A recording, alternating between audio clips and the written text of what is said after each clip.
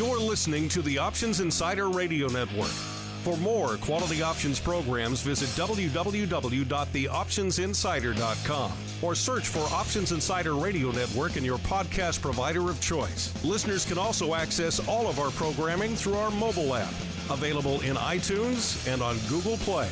Don't forget to follow along with your favorite programs and submit your own questions for the hosts at twitter.com/options, facebook.com/theoptionsinsider, or via questions at theoptionsinsider.com. Gold, crude oil, corn, soybeans, and more. With so many tradable products, the futures options market can be an intimidating place. How can you possibly keep track of the latest trading developments across so many different products? Don't worry, we've got you covered. Welcome to This Week in Futures Options, the program designed to help active futures options traders stay on top of this ever-changing marketplace. Each week, we'll break down the top trades, hot products, volatility explosions, and much more. This Week in Futures Options streams live every Friday at 1:30 p.m. Central, so be sure to check out our live stream via the Mixlr app. That's MIXLR. Or join our live chat room at mixlr.com/options-insider. Whether you're an experienced veteran or a newcomer looking to separate the wheat from the lean hogs, This Week in Futures Options has the information you can't find anywhere else. This Week in Futures Options is brought to you by QuikStrike, options pricing and analysis software. QuikStrike offers powerful and flexible options analysis and pricing tools via an easy-to-use web-based interface. View prices on outright options or spreads with comprehensive page-level analysis controls. Build trades, manage risk, or explore historical volatility. QuikStrike has you covered, with market data reports ranging from open interest to the term structure of volatility. QuikStrike is the perfect addition to your trading toolkit. Learn more about QuikStrike at bantix.com. That's BANTIX.com. And don't forget to follow us on Twitter at QuikStrike1. That's QuikStrike1. This Week in Futures Options is also brought to you by CME Group, the world's leading and most diverse futures and options exchange. CME Group's markets help individuals and businesses around the world manage risks and seize opportunities. CME Group offers the deepest and most liquid options on futures across all asset classes, including interest rates, equity indexes, foreign exchange, energy, agriculture, and metals. For more information and educational resources about futures options at CME Group, visit cmegroup.com/options. This Week in Futures Options is also brought to you by FTSE Russell, a leading global provider of benchmarks, analytics, and data solutions. Investors in the U.S. and around the world are using FTSE Russell indexes to benchmark their investment performance and create investment funds, ETFs, structured products, and index-based derivatives. Many Options Insider Radio Network listeners will be familiar with the Russell 2000 Index. Russell 2000 futures and options are currently trading on the Chicago Board Options Exchange and CME Group. For more information, please visit ftserussell.com, cboe.com, and cmegroup.com. And now, get ready to break down the latest futures options trading activity. It's time for This Week in Futures Options.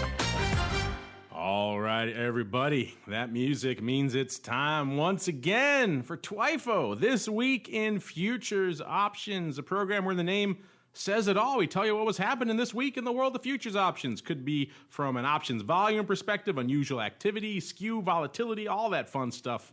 We're going to break it down for you here on TWIFO. And you got to tune in because you never know. We're going to talk about which product is going to make the cut this week. And, of course, you can get it in all your usual places, wherever you find the rest of our network content, so theoptionsinsider.com or via your platform of choice, iTunes, TuneIn, Stitcher, to subscribe there, have it delivered to your device of choice. Or, of course, you can grab our mobile app, go that way as well. And, of course, you can always join us every Friday, 1:30 p.m. Central, 2:30 p.m. Eastern. Though we may be playing with that time a little bit in the near future. We'll let you know if there's going to be some changes to the live stream. Either way, the podcast will be coming at you as usual. And of course, however you listen live after the fact, make sure you hit us up. Questions, comments, insights, pearls of wisdom.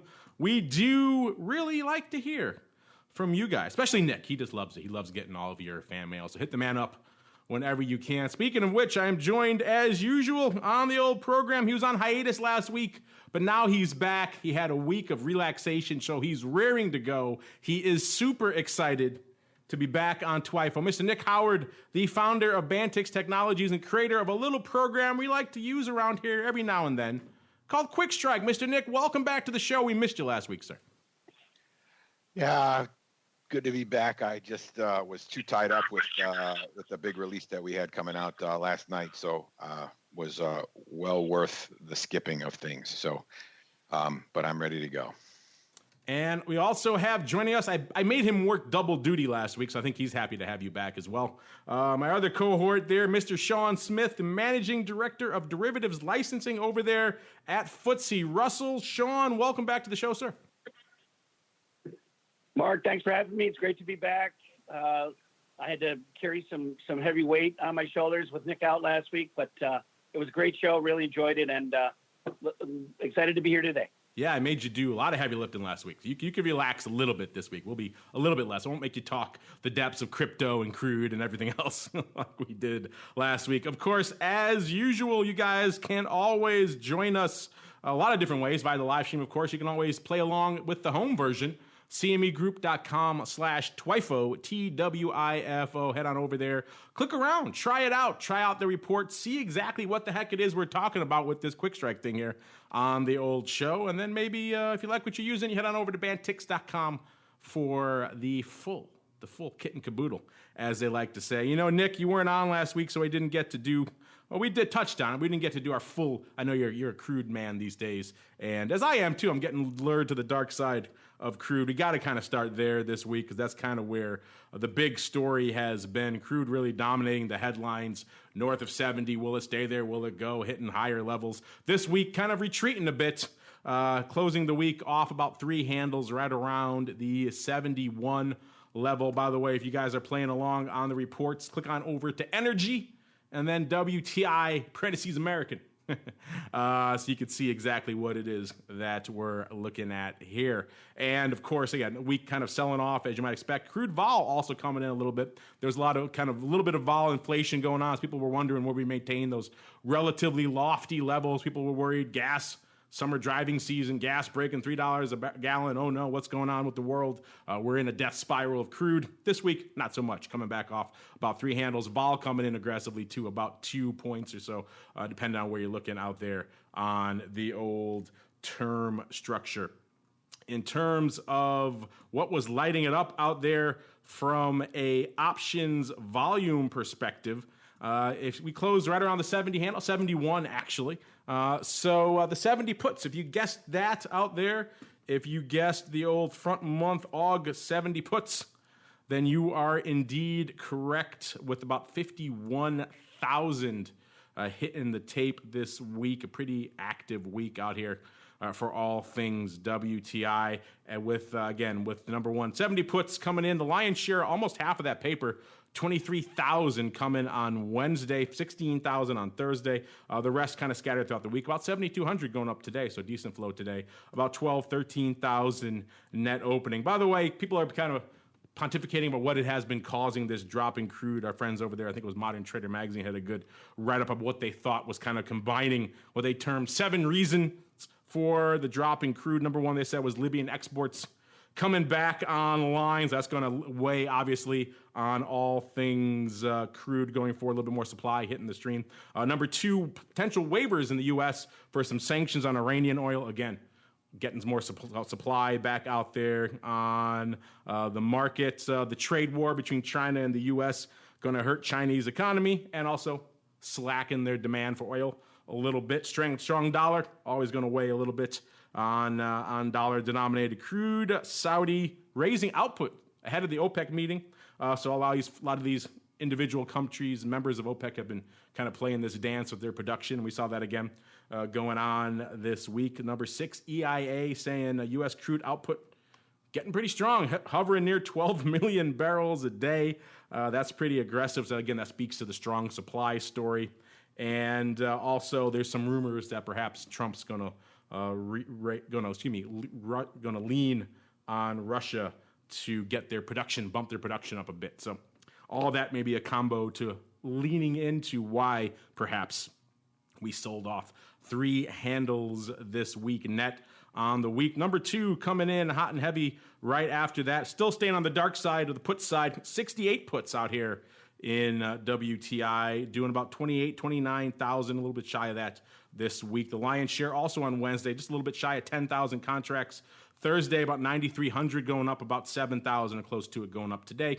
Net about 11,000 opening. So a lot of opening put positioning, a near at the money puts. Front month, slightly out of the money puts. 70, 68 puts, kind of the big story out here in WTI. Number 3, 68 and 70, kind of, if you guys 69, you're close. It's 71 is number 3 with about 20,000 contracts going up there as well. About almost 10,000 going up on Wednesday, 4,800 on Monday. The rest kind of scattered throughout the week, about 8,000 net opening there as well. It's kind of just a big opening put story across the board. Let me jump out a little bit for number 4. We get away from the front month out to September to the SEP double puts, F55 puts, about 15,000 going up this week. The lion's share yesterday, almost 12,000 hitting the tape yesterday. And then I will go on from there. Let's see, look about pretty light the rest of the week, about net strong opening out there on the week from an OI perspective. And rounding out our top 5, we go back again to the front month. What do we got here? We've got 67 puts. So again, it's just a front month put strip for the most part. About 14,000 contracts going up. The lion's share on Thursday, actually 7,200, 3,800 on Wednesday. Net about almost 11,000, about 10,500 opening on here for those OI out here. So pretty strong OI out here. Mr. Nick, it's been a while since you and I had a chance to talk crude. And it's been a fun week. It's been a fun couple of weeks out here. So what's been going on? What's been catching your eye out here in crude land since the last time you and I gathered? Then we can get into all the fun stuff, the skew and the vol and all that good stuff. Well, I think the first thing, I was going back and looking at what I didn't pay too much attention to last week. And I don't know if you guys are hearing it. I'm getting a little reverb from everybody today. So I hope that's not going across to the rest of the show. But look back last week to see what I missed and what we were doing, and then the week prior. And I think the week prior we had discussed, and that would be the 2-week prior tab on the report. We were a little bit surprised that the market had gone through the 70, 71 mark up in the 75 range. And, I believe our last comments there, it doesn't seem like it should keep going, but we've been, wrong before. Let's see what happens and see where it goes from there. And then, since that time, the market's been soft, underlying market's been softer. But ironically, last week, and I'm sure you guys talked about it, the market was off a little bit, but the vol was firm. So I think there was still some expectation that people weren't quite sure what direction the market was going to take. I think bulls were still out there and hoping that there was movement on the upside, which, again, I'll reiterate, I really don't understand why people want commodity prices to increase. But I guess that's what they want. And then as we move to this week, everything, not everything, but a majority of the increase in vol we saw last week has been taken out of the market today. So not quite what we rallied up, but we did lose some time. We had some time decay, so that's going to take some of that magnitude of the volatility decrease out of the equation a little bit. But front month definitely got hammered pretty good, and the rest of I think what I'm learning, as we watch this, we see volume in the other contracts. But the reality is the market's really paying attention to the first 2 or 3 contracts. So, as much as there's some significant trade that goes on, either higher strikes and that type of stuff, the majority of the influence is going to be in the first 2 contracts of the market. So I've been really trying to pay attention to those a little bit more. So I'm looking at the 5, right now it's 4-day, 34-day, and 66-day contracts. And it's really the first 2 contracts that are moving. So as much as the term structure sort of telling us where volatility is going to go, people think it's going to go nowhere, to be honest with you. We have a little bit of a bump, but it's generally pretty flat. You're going to see a little, if you look at the chart, you're going to see some movement or some increase upward. But if you look at the axis, you're going to see that there's not much movement at all. So I think the market expects volatility to be where it is. I still think it's going to. I'm surprised it's not softer from here, given that we're right back down. I think I didn't look at the intraday, to be honest with you, but if I look at the intraday in September and see, I bet you we were lower on the day, and then when we were a little bit lower, and then it looks like we've had a fairly consistent kind of tapering off, and then kind of just settling in. So I think we're a little bit lower when the market moved, below the 70 mark, or coming in. We moved below the 70 mark yesterday, and then we come in and move a little bit higher, and I think that's what supported vol. If we would have stayed down below the 70 handle, we would probably see the volatility a lot softer. So with that said, not seeing, you covered the trades and the open interest fairly well, but from a vol standpoint, in the skew, we still haven't seen a significant amount of change. We see a little bit of the teetering of the vol curve, and I think that's going to come with the fact that we're kind of moving back into the lower range here. So, other than, we talk about which way we think it's going to go. I don't pay so much attention to the fundamentals as much as I probably should. I got so much going on with all the stuff that you read out earlier. But, just looking at things and just the way that, just watching the market as we've watched it over the last months, it would seem that we're kind of in a spot now where we're going to hang around. And if we're in a spot where we're going to hang around, we're going to see vol come in further. And I think what we're going to end up seeing is the skew kind of flatten out in that 30 to 30 delta range or 25 to 25 delta range until people realize which direction we're going to go. I know, Mr. Nick, I missed our bantering about crude. Did you miss us as much as me missed you last week, sir? Well, I guess I might have missed a little bit, but I don't know how much I missed because it was nice not to have the pressure of it. I think I could have done one from the car, but it's not quite as good when you don't have good connectivity. But this one's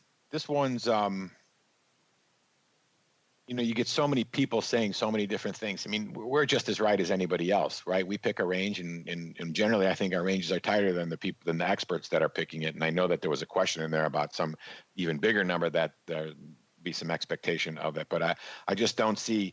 And so much of the talk is back and forth that it's hard to really know what to listen to. So that's why I just tend to, as much as I pay attention to what the rig counts are and what the EIA is saying, and I know that's important. I know a lot of people are watching that, but I'm mostly just looking at the price action and what people are thinking of vol. The term structure is pretty flat, like we said. That means there's not much of an expectation, and if it keeps trading, if it keeps doing a general shift down, it flattened quite a bit, right? So basically, it got a little steeper, meaning the front got a little cheaper. The front's always going to get more expensive when the market's kind of uncertain, but the front got a little cheaper. But generally speaking, if I look at it from just a magnitude of number standpoint, it's a flat vol curve, which tells me that there's not a great deal of expectation now or going forward. So I think we're going to range around.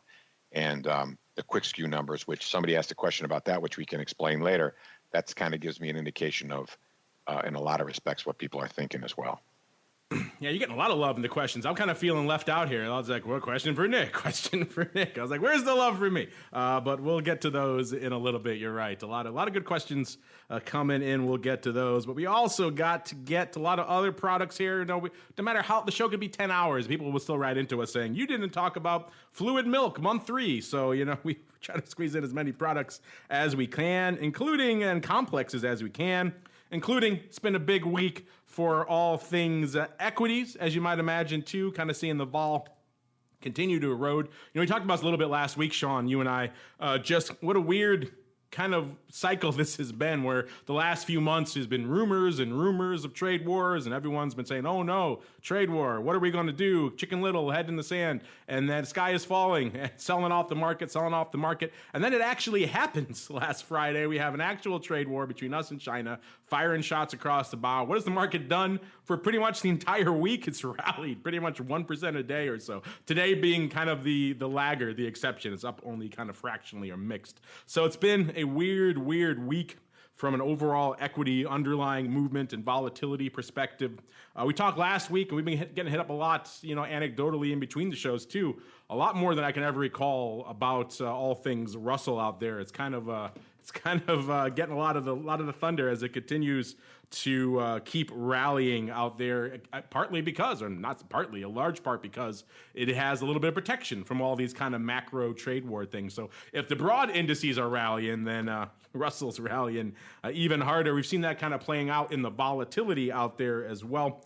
Last week, the spread between S&P vol, aka the VIX, was right around a little bit less than 2.5 points, about 2.25, and Russell VIX, of course, which is the RVX. This week, RVX right around 15.5, VIX a little bit shy of 12.5, so right around that 3-handle spread. So actually widening out a little bit, which is kind of interesting. Sean, that's usually the time, as I recall in the past, people start hitting us up when that volatility spread starts widening out. They start looking at Russell a little bit more and start saying, hey, maybe I want to start playing out in those woods a little bit. That vol discrepancy is getting a little bit of attractive. I want to start spreading a little bit between the two, because certainly, the vol story has been there for Russell these last weeks, and as well as the underlying story. Is that something you're hearing anecdotally, as well as you're going out there, going to New York, doing your road shows, talking about all the different institutional clients, or talking to all the institutional clients about all the different things they're seeing out there? Are you hearing that anecdotally coming back to you saying, hey, we're intrigued about Russell maybe from a vol perspective right now, or maybe because it has this insulation factor? What are you hearing from the clients out there? Hey, Mark, I'm getting that reverb too, by the way. I hope everybody's not. Are you on a speaker of your computer, or are you listening on your computer while you're talking? No, I'm not. It's just my cell phone. Are you using that Vietnam era walkie-talkie phone that you have? Is that what you're doing? Or I'm not sure, because that's what you say. You sound like you're in a bunker somewhere. But go ahead. Does this sound better? That's better. Okay.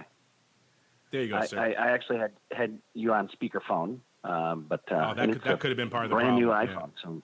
Yeah. So. Well, the speaker, you're going to pick up your talk and your talk, so you're definitely going to reverb. So you can't do that. No, I'm not getting the reverb, actually. No, so we're good.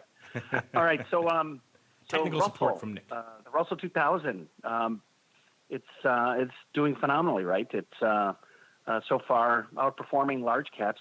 10% to a little over 5% in the large cap. So, again, I think you used the word last week instead of protected. You used the word insulated last week. I think was the key buzzword you were using in terms of the Russell being a domestic index and kind of insulated from that global macro and price wars. It also benefiting from some of the tax reform that has gone on this year. But in all speaking, this week, July 10th, marked the 1-year anniversary of transitioning the Russell business back to CME Group. So we're very excited to see volumes where they are, and as they continue to grow, the number of clients that are trading the product, the global reach of the product. Over 140,000 contracts a day are trading. We're very happy with that. There's over 600,000 contracts of open interest. They've got over just under 20,000 clients trading the product. It's 19,000 something unique clients trading the product. So not only is the index performing well, but the contracts on CME Group are performing well, and we're very excited about this 1-year anniversary, which just took place. And CME Group, our partnership with them is so exciting, and we're looking forward to hitting new milestones. Any teases you can give us? Any hints, friend? It's been a year now. Any new products coming in the works we can expect anytime soon, Sean? We're always talking to clients about new products. There's lots of discussion about new products. I'll let the CME make any kind of an announcement about any new futures contracts, but the key factor there is client demand, and they come to us, they ask, we go to the CME, and clients aren't shy with the CME either. They have such an outreach. Clients are continuously talking to them about not only new products, but products improvements, product enhancements, things to just make trading easier to get in and out. And the CME does such a tremendous job with that. But in terms of new products, I think I'm going to let the CME respond to that question. You know what my vote is if I get a vote, which is, of course, some Russell Vol products. We hear it from our audience all the time, Sean. They want to be able to sling that Russell Vol again. They could do it, obviously, with the options now, and they are doing. We'll get some of that paper in a bit. But that if I had my vote, Sean, that's where it would go.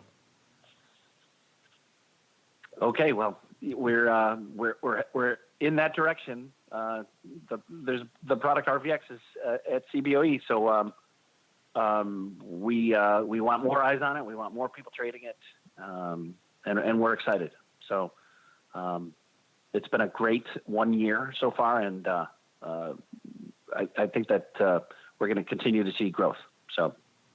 Speaking of growth, we didn't really see a net growth for the index on the week. It actually net Russell coming into the show is off about 5 handles net on the week, so it can't be rally ho palooza every single week, but it has been outperforming most of the other indices out there for quite some time now as a result of all these macro trends pushing things in its direction. In terms of what was lighting it up, we talked before about where the activity is.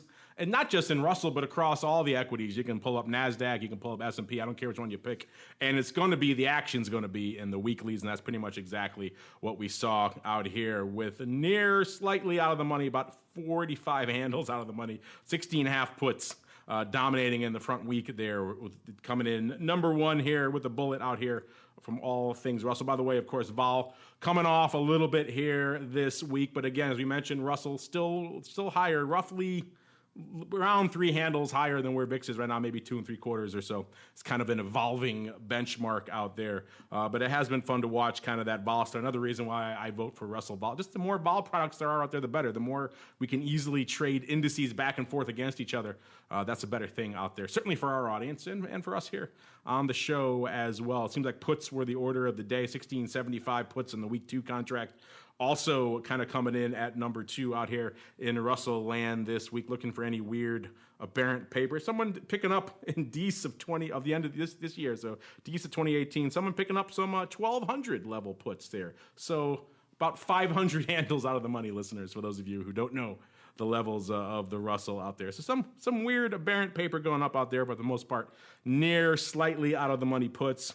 Nick, I know you talked before about kind of the different levels you're seeing out there, skew-wise between Russell and some of the other names. At the end of the day, you're right, it is pretty much mostly all investment skew. So the skew doesn't really change shape, it kind of just changes slope. That said, any interesting slope changes coming across your tape there, Mr. QuikSkew, keeper of the QuikSkew? No, the one thing I want to look at, and that I've been meaning to look at, and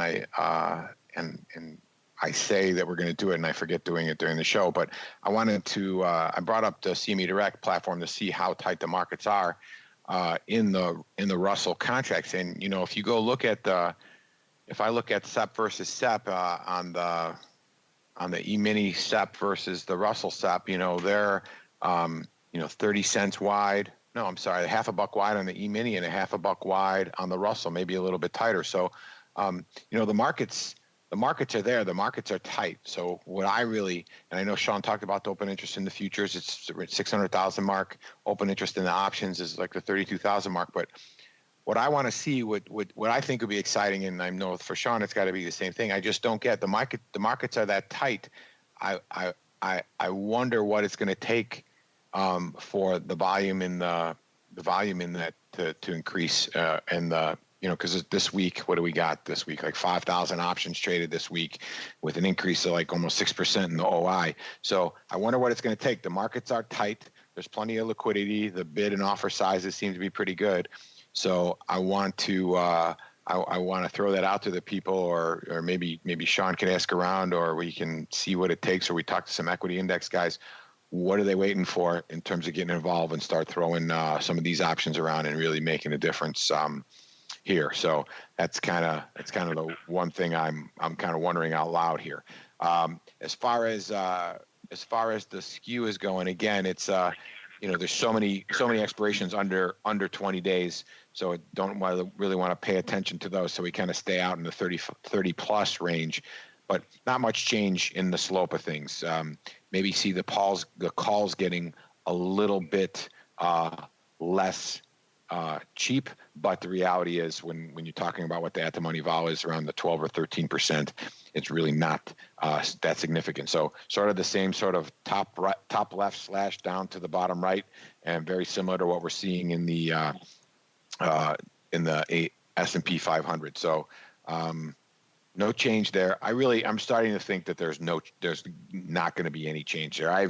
We even recently ran, and I'll take a look while you guys are talking about some other stuff. We now have history in QuikStrike for those who are subscribing to the Quick Vol portion all the way back prior to the crash. So we have 2007 forward. So I want to go out there and take a look and see. I'm sure that skew is even worse back then, but I went and looked, and I don't even think it changed all that much even during the debacle of that time, that 08-09 time frame. So I'm starting to think that's just the way it is, and it's not going to be all that exciting to talk about the skew part of things. We'll just have to sort of talk about the trade and the positioning and stuff like that. We'll have to come up with our own skew skew index for Russell. There's one for S&P, obviously. We should get one for Russell. That way we could have a number we could put out every week and kind of compare and contrast. It's a 7. It's a 4 this week. Something fun along those lines. Sean, what are your thoughts about what Nick was talking about out there, about getting people out there to sling the options more? The options continue to grow. The open interest continues to grow.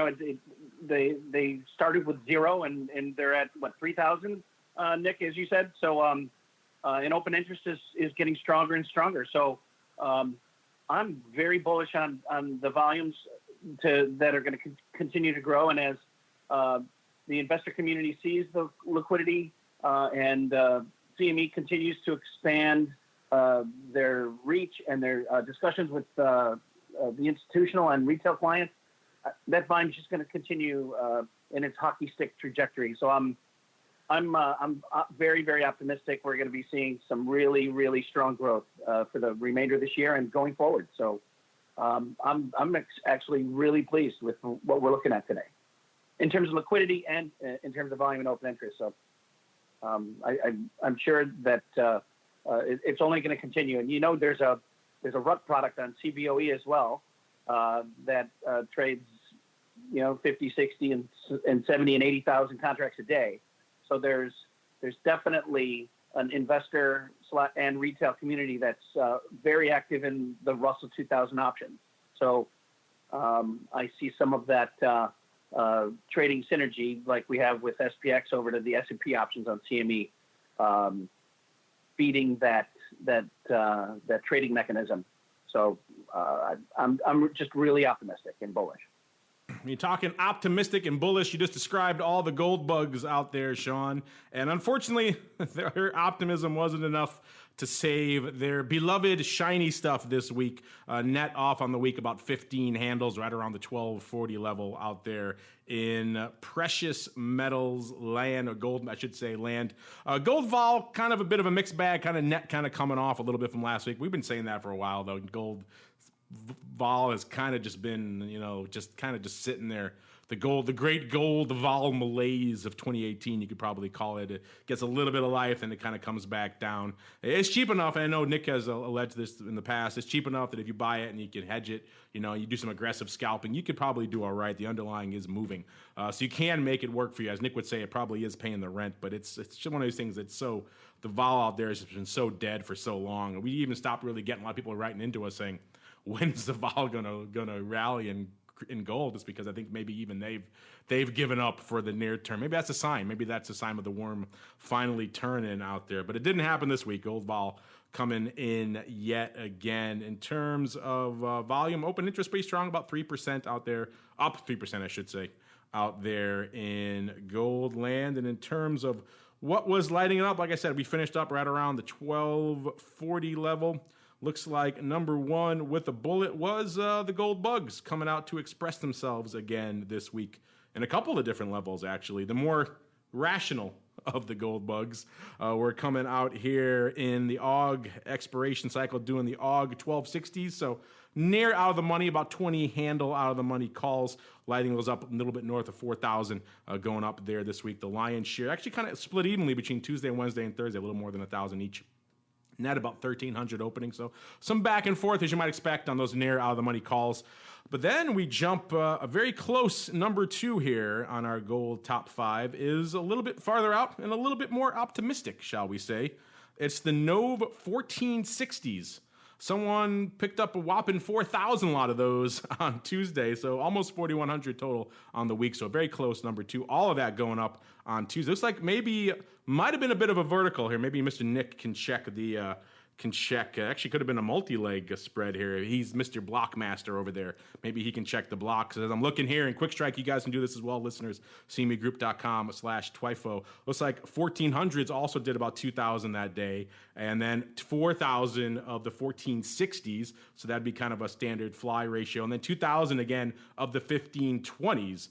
So actually, looks like a 60 handle fly might have gone up there. 1,400 by 1460 by 1520, 2,000 by 4,000 by 2,000. So interesting paper. We've seen some interesting paper out there in the kind of the farther reaches of gold, and perhaps this week is the same as well. And that'll kind of takes up a lot of our top 5 out here this week. Also worth noting, the Nove 1160 puts doing pretty decent paper this week as well. About 3,500 of those going up this week. The lion's share on Thursday, net about 2,500 of that opening. So kind of a bit of an interesting, weird week. Also worth noting, if that's not far enough out or up for you, the 17 quarters going up nearly 1,000 times this week. Let's see, when did they go up? They went up on Wednesday. 17 quarters going up there. Maybe 17 halves also trading that day as well, small, about 200. So maybe there's a small ratio going up there as well. But a lot of interesting and or funkalicious, as they like to say, Mr. Nick, paper out here in Goldland. What was catching your eye? And have you had a chance to check out the blocks out there? Is that indeed a fly going up in Goldland, sir? Yeah, which contract again? I'm looking. Which one? I was pulling it up, and which one? June? What was it? I'm sorry. This is November. This is November. It looks like the 1,400, 1460, 1520 fly went up about 2,000 by 4,000 by 2,000 times on Tuesday. No, on Tuesday. Yeah, let me look. Yeah, and as you mentioned, there's a really nice block trade tool that's out on the CME website, so you can take a look at that, and you'll be able to follow all this stuff. You'll be able to go back 5 days or a full week in time, so you can go from show to show to see how to see what's traded on a given day. I'm looking for a November contract out here in the blocks. I don't see anything on Tuesday, so that had to be on the screen. So that's kind of a November X, right? Not OC, right? November.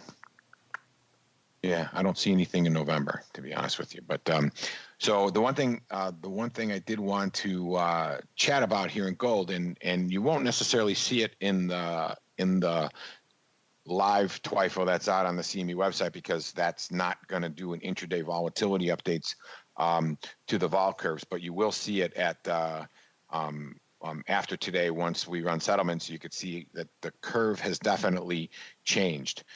You have a very, and again, we're kind of in this, gold's been bouncing around back and forth a little bit here and there, and we're kind of in this little bit of a range for the most part. And you can say $15, $20 is a range, $25, $30 a range in gold. But what's happened is the vol curve is really, the upside was a little bit big, and now we see that 25, 30, 20, 25, 30 delta range. Now it's kind of dropped back down. So we're seeing a really, really flat vol curve between the 25 delta put and the 25 delta call. So that's a change from where it was. There was some bid on the upside. Now it's kind of back down to, so you can hold a lot of water in that vol curve right now. And that's just telling me that people aren't really sure what's going to go on. Again, right, whenever we see that we're kind of in, it tells us we're in a range, and people aren't sure what direction we're going to go. And as we said all along, we've been saying for months, the vol in gold is really low. And as I mentioned earlier, for gold, I think we have back to the beginning of 2010 for historical volatility, and we'll be filling in 07 through 10 as soon as we get some cleaned up data.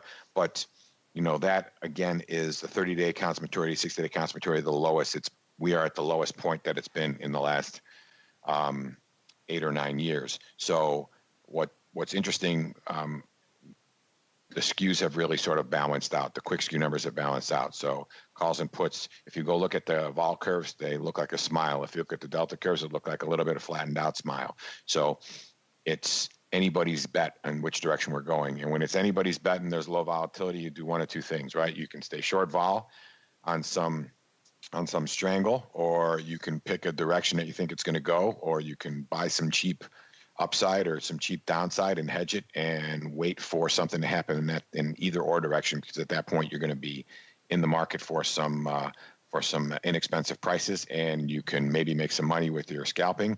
Or if you happen to run in a particular direction and through where you've purchased, then you got a chance to make some hay on both the volatility and the Greek. So that's the one thing I wanted to talk about for the gold. I thought that was worth mentioning. I think we have a question about that for your gold with you too. You got a bunch of questions waiting for you in the mailbag, aka the Nick fan mail section. We'll get to those in a little bit. We got to squeeze in some ags too, which is just kind of the ag story has kind of been, the ags are really at the nexus, at the heart of all things trade war. They are not feeling the broad love that the equities are. They're kind of coming off another drubbing out here in soybeans. Soybeans really kind of where the crosshairs of this trade war is being aimed. And soybeans taking on the chin again this week off 60 handles, or about closing right around 820 net out on the week, pushing nearly 7%. So yeah, big sell-off out there in the soybeans. Yet again, there was some hope that maybe we had seen a bit of a bottom out there in all things ags, and yet this week perhaps not so much. Vol also surprisingly coming off there a little bit this week, but OI strong, up about 8%. And what is truly lighting up our tape out here, we'll do a quick hit. By the way, I want to mention too, an interesting piece coming out of our buddy Blue over there at CME, kind of breaking down what the title says at all. Trade war repercussions for U.S. ags. You can find that over there at CME Group. I'll put a link in the show notes. And pretty much a lot of great visuals, a lot of great charts as Blue and his team always do over there. Some interesting takeaways from their report. They're saying here, soybean prices at much greater risk than corn prices from trade war retaliation due to the larger global market share of soybean exports from the U.S. compared to production, and also relative to corn. The 2019 planting season, they expect corn to regain the lead over soybeans in U.S. acreage planting. Not surprising with soybeans getting annihilated here.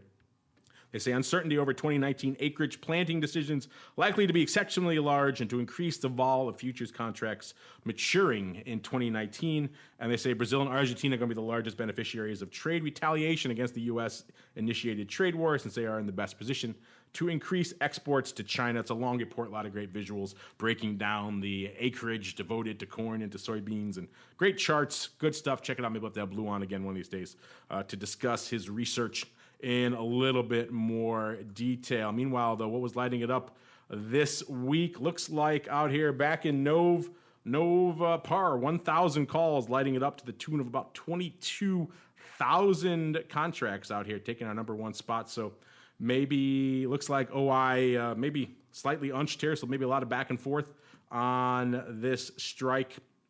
Let's see. So interesting stuff out here in the Nov pars. We were talking, that was at the money not too long ago. I think when the Acuna guys were on, we had just broken, that was a month and change ago. We had just broken through the par strike to the downside, and here we are. Still trading it up on that level. 900s also lighting it up, also in Nov, to the tune of about 20,000 and change, taking our number two. Really quickly here, let's see, number three, the 1100. So 900,000, 1100. Nice little call strip in Nov, taking our top three spots, about 16,000 of those bad boys. Net about 6,000 closing there. Interesting to me is the par calls, though, and the fact there's a lot of back and forth still on that strike, showing perhaps there is some uncertainty. Some people may be still positioning for a bounce back, and other people may be overriding on that level. Also worth noting, it wasn't all upside. There was, where we got here, these are the AUG 800 puts, lighting it up to the tune of 11,500. The lion's share coming on Wednesday, actually, net about 4,000 opening on the week. So if you're looking on the downside, 800 puts, which isn't that far out of the money anymore. That's only about 20 handles. They're pretty much at the money puts now. Lighting it up there, as well as in the SEP contract as well. 800 puts doing some damage. So interesting stuff. Mr. Nick, you and I have kind of been slowly getting dragged into the ag scene more and more as it's kind of been dominating the headlines, and it's kind of at the crux of this trade war out here. So interesting stuff. Anything catching your eye out here in soybeans land this week, sir? I think again, I'm not a huge watcher of the ags. I'm watching the overall market numbers and the price action and stuff like that. But I think when we start to get in a situation where we have pushed down, nothing but straight down, pretty much. Look back, and you're right. It's about 6 weeks. We were at 10.5 about 2 months ago. So it's been sort of a little bit of a bumpy, but more or less you could have taken a sled down that hill and not hit too many bumps on the way down to where we are right now from a price standpoint. But I think the big thing is when we start to get into these lower ranges, and we've been off for such a long time here, I start to want to look and see if there's any opportunity in these extremes, because I don't care if you're trading stock, I don't care if you're trading futures or whatever the case may be, or indexes. When you've come off of some higher levels, and the reasoning behind the higher levels is maybe not so great, or there's one item that sort of pushed it lower, and in this case, this trade war and tariff talk and all that kind of stuff that's really pushed this down. The demand is still high for beans from what I'm seeing out on the wire. So you would think that at some point we're gonna see a bounce back. So when we see these things get pushed down lower, I like to look at the volatility levels, see where they are. 30-day vol, where we are near we're through 20. Well, we're around the 23, 25 range.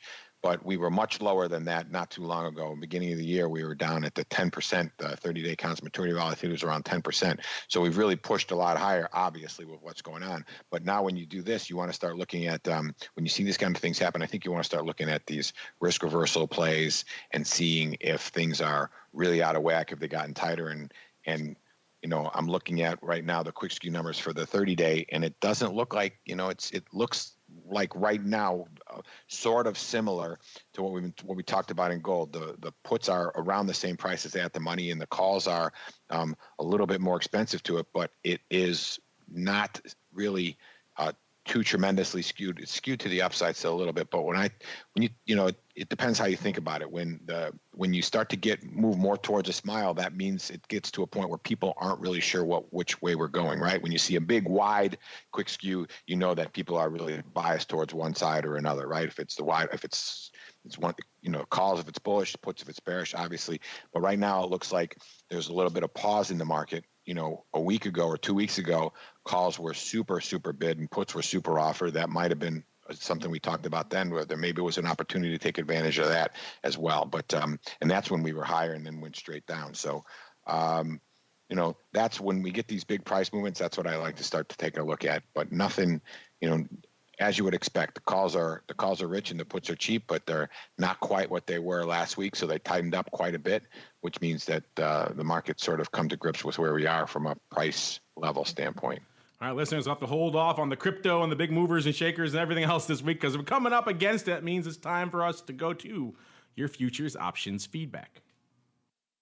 It's time for your questions, comments, and insights. It's time for Futures Options Feedback.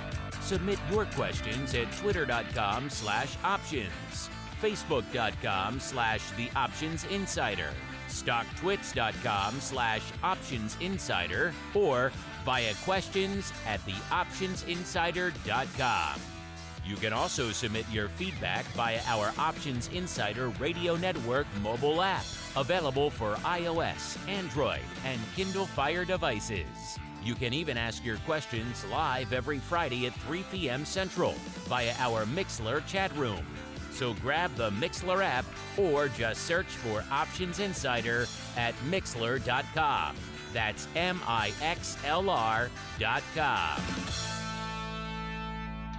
All right, welcome to the Futures Options Feedback, a.k.a. the Nick Love Fest. Nick, all you got to do is take a week off, and all the people miss you, I guess, right? Well, that's how you gauge whether you're interesting or not, right? So that's hopefully that maybe that was a good sign for me. Don't get too big of a head on me now as you start answering all your questions here. Let's go. First off, we got this comment, or I guess a question here from L Sert. They say that first off, they missed Nick on the show, so there you go. There's some love. And then he wants to know, what's your thoughts on the big $150 crude prediction? Sean and I touched on this a little bit on the show last week. There was a prediction. I'm looking here at firm Bernstein. What they were calling a super spike is coming for oil. You and I have joked about some of these crazy, ridiculous prognostications in crude before, that ridiculous one from Citi, 35 to 75, and all these kind of ridiculous ranges. Well, he's calling for a big upside move. He says there's not enough firms investing in long-term research, or long-term production, I should say, for crude, and that's going to effectively cause the price to rally hard over the next few years. So, Mr. Nick, you didn't have a chance to join us last week. What are your thoughts on this latest in a series of, shall we say, extreme oil predictions? So what was the guy's time frame? A couple of years, he said? Is that what he said? Or just, that's not a spike, that's a movement up. So is it like coming now, does the guy think, or is it a longer term thing? We're moving towards 150. I'm looking here to pull up the article. I just have the excerpt from it here. I don't see exactly. All right. Well, in any case, what I would think about something like that is, we've seen over the course of the show these kind of wildly ranged predictions, and ultimately we've hit some of these upper bounds, but it's been so far in the future that, to me, it sort of, it discredits the prediction a little bit, because anybody can come out and say there's going to be a $40 range in something and probably be close to right. On something where there's a potential for a big spike upward, if you think something like that's going to happen, you can trade that in a number of ways, right? You can say it's not going to happen, and you can sell those upside to whoever's interested in that big spike, or you can do something where you take advantage of a potential move up because of whatever the case may be, and you buy one call and sell two at a price that at a strike where you're towards the super spike, right? And you pick a little further dated option and you pay for the one by selling the two. So I don't know, those the wild predictions, they're out there for everything. People are making predictions all the time about one thing or another, and I just don't know how to even answer that. I would think that I can't see it happening. I think they would do something to try to quell that. Have we ever even been close to that? We were up over 100, but we haven't been close to 150. So I would say trade it as a fade and do something where you pay for some close premium to where you are now to sell some further out premium. And if we do run up, you make some money on you don't pay any premium because you're financing it with the short stuff, but you can potentially make some money because you run through a higher strike. So I don't know. I don't buy the 150, but again, I always say, what do I know? Well, apparently this guy's getting a lot of love, or at least a lot of ink. That's what these analysts do. They make some outlandish prediction. They get a bunch of ink and they get a bunch of coverage, and then no one even remembers what they said a year or two later. Sean, we talked about this a little bit last week. Have you, and your thoughts on this? Have your thoughts on the crazy world of crude and the crazy world of crude predictions, have they changed at all since we talked last week, sir? I know crude's not your bag necessarily, but you're kind of like us here on the show. You're getting pulled into the orbit of all these other commodities as you talk about them a lot here. So any thoughts on this somewhat outlandish prediction? Outlandish is a pretty good word, but even a broken clock is right twice a day, right? So you just you pick your places, you trade options to enhance your portfolio, or for protection, or for exposure. So I'm kind of along the same lines as Nick's comments in regards to crude. So I'll leave it at that. Let's see here. We got time for one or two more here. Here's an interesting one about the tradable universe of futures options. We might have to save that. It's a little bit longer, I think, discussion than we have time for here. But an interesting thought question. Maybe we'll carry that one on for next week. Here's another one that's right up your alley here, Mr. Nick. This comes from P Kell. They're asking, he said he's looking at the CME TWIFO page, which is where you can go, listeners, to follow along with the show, get all the reports there. And he says he's trying to figure it out. He wants to know, what are the numbers in the 25 Delta QuikSkew columns mean? Apologize if you answered this before, but just discovered the show. He was nice enough to include a screenshot. We always appreciate that. Nick, we talk about this a lot. Maybe we haven't gone through and broken it down a little bit for people, but we always tell them, go to the report and follow along with the show. Maybe we should take a minute. We get a lot of new listeners all the time. Maybe we should go back and explain to them exactly what they're looking for, particularly in that volatility column. I think the ATM column is pretty self-explanatory, but the 25 Delta risk reversal may not be, as well as, of course, your patented QuikSkew, sir. Yeah, so what I'll do is we have a nice little blog post about how to read that, so I'll put that on Twitter. But the best way to think about it is this. So imagine that the at the money is a 20%, okay? And then let's say the call is 22% and the put is 24%. So the QuikSkew number for the 25 Delta call is 22 and the 25 Delta put is 24. So if the at the money is 20% and the call is 22, that is the number will be 10% with a capital C, which means it's 10%, not 10 volatility percent, but 10% higher than the at the money, right? So 2 out of 20 is 10%, so it's greater than 20, so it's a 2 with a capital C. On the put side, it's 4, so 4 over 20 is going to be 20%, so it'll be a 20 with a capital P. Now, if the call was trading 18, it's 2% lower, so it would be 10% with a small c. So the capital C and the capital P means the 25 deltas are trading above the at the money, and the small c and the small p means they're trading below the at the money. So the reason we like that is because if you look at the QuikSkew chart, you can see the chart. You can see whether the calls are rich or cheap to the at the money, and you could also technically see the shape of the curve. So when you have the 25 delta call and put, you basically know what the crux of the curve looks like. So if you have a cheap put and an expensive call, you know that the curve's going to go from the bottom left to the top right. It's going to be sloping up. And if you and it's be vice versa. If you have an expensive put and a cheap call, it'll be sloping down. And if you have calls that are kind of equal, then you know that there's going to be a little belly in there. So we did the QuikSkew so you could kind of look at those numbers, look at the historical chart, and get an idea of how the volatility curve has teeter-tottered back and forth without having to know, because with the risk reversal itself, you can't really do that. If a call minus put is 2%, you don't know if that call is above the at the money and the put's above the at the money too, or if one's above and one's below. But with the QuikSkew, just with a few extra characters, you know exactly what the shape of the curve looks like. And then if you plot a QuikSkew that has a 15 delta and a 25 delta on it, then you can start to see how the entire curve looks like. So technically, you can have the history of vol curves just with these deltas, and you can see what the vol curve presumably look like across the board over a really long period of time without having to jump back and forth between different views. So we found that to be really useful, and it's a great way to sort of see where things are switching, or if things are really out of whack, or if things are too wide. All right, great explanation. Unfortunately, that's all the time we've got for your feedback, aka the Nick Lovefest section. If you got more questions, we'll try to squeeze more on next week, including that interesting one about the tradable universe of futures options and how it relates to the equity and index options world. An interesting one. We'll get to it next week, I promise you. But before we go, let's go back around the horn one last time, see what everybody's got cooking up that may interest you folks out there. We'll start with you, Sean. Sean, you talked about of course, you're coming off the big Russell reconstitution. That was, of course, your big day. I think you guys have been sleeping for about 2 weeks to kind of recover from that. But of course, you mentioned, of course, you got the big 1 year anniversary. It's pretty much just happened this week of moving things over to CME. What's cooking? What's coming down the pike? What are you guys working on over there at Russell that we can look forward to, sir?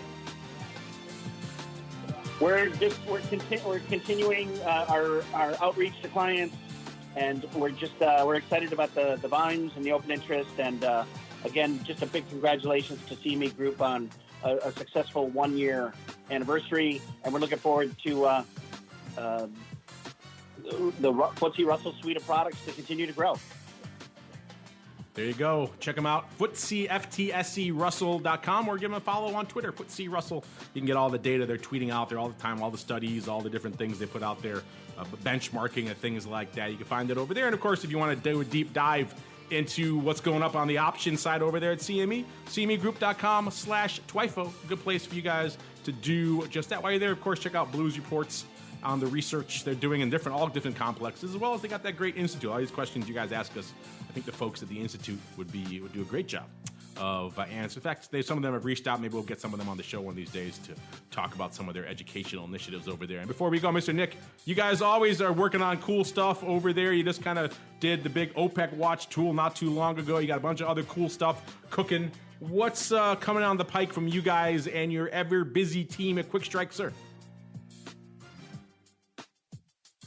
Uh-oh, cone of silence again, sir. Quick. There I am. Well, we just released last night our big new QuikVol project. Where, like I mentioned throughout the show, that's where we've gone back in time we have 42 benchmark products that we're really focusing on. And for a majority of them, we have history now from the beginning of 2007 to the present day. And you are now able to purchase that. You could see it in charts, but you're also able to purchase it for your own use.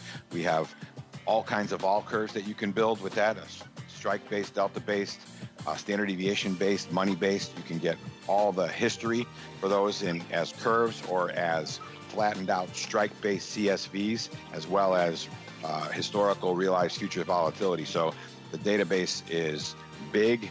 It's a lot there, and it's also going to be available on DataMine as part of third-party offering with the CME Group as well. So you can go to cmegroup.com/DataMine and see information there, or you can go to QuikStrike, register, and see everything that's available. In the free version, you'll be able to get a little taste of QuikVol, but then you'll be able to download data right from there, pay for it, off you go, and it's yours to use.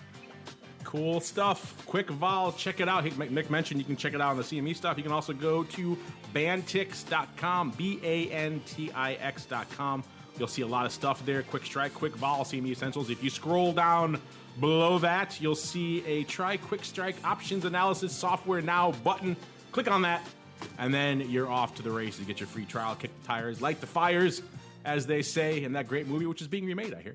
And then you too can see. But quite frankly, if you're trading these products, I don't know what you're using if you're not using this. It's quite literally the only game in time. If you like all the stuff we're talking about here, about the QuikSkew, the changes in the skews, volatility, the blocks, all that stuff, we get it all from there. So head on over bantix.com, click on that blue button, and you'll be off to the races. And on behalf of Sean and his team over there at Russell, and Mr. Nick and his team over there at QuikStrike, and our buddies over there at CME, and indeed myself, I want to thank all of you out there for downloading, streaming, subscribing, asking such great questions. Keep them coming, and we'll see you next week for more of This Week in Futures Options.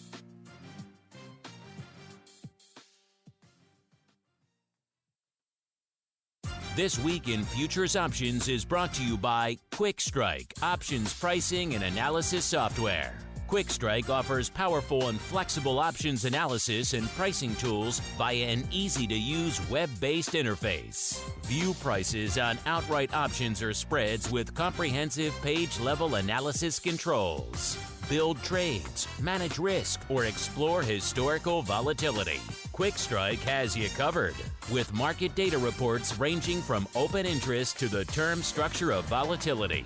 QuikStrike is the perfect addition to your trading toolkit. Learn more about QuikStrike at bantix.com.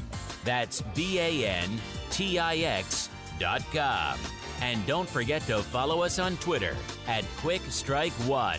That's QuikStrike1. This Week in Futures Options is also brought to you by CME Group, the world's leading and most diverse futures and options exchange. CME Group's markets help individuals and businesses around the world manage risks and seize opportunities. CME Group offers the deepest and most liquid options on futures across all asset classes, including interest rates, equity indexes, foreign exchange, energy, agriculture, and metals. For more information and educational resources about futures options at CME Group, visit cmegroup.com/options. This broadcast is intended for informational and educational purposes only and does not constitute trading advice or the solicitation of purchases or sale of any futures or options. The rulebook of the applicable exchange should be consulted as the authoritative source on all current contract specifications.